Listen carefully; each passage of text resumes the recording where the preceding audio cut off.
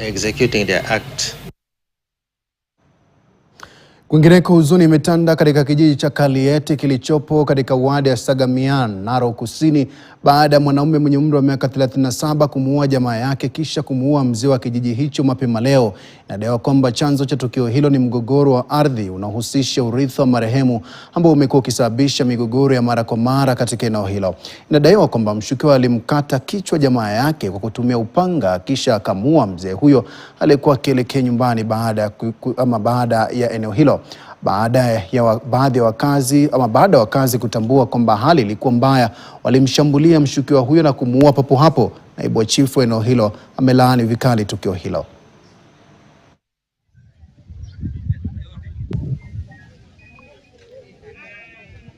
Mtu anaitwa Victor ameua ndugu yake na village elder. Ningeomba kama mzee kijiji tupatiwe security, kwa sababu mzee kijiji ya Don Koske au kuwa na usika na maneno ya shamba pia na ya familia.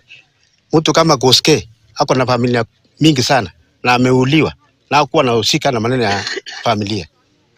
Hii kijiji machiefs wamekuja mara mingi kutatoa shida yao, lakini leo asubuhi tulikuwa pale lingine tukasikia hii nduru. So sisi kama administration tunasema pole na tunakemea kitendo kama hicho katika hii area yetu. So kwa niaba ya wakaji wa Sagamian wote tunasema pole kwa hii kitendo.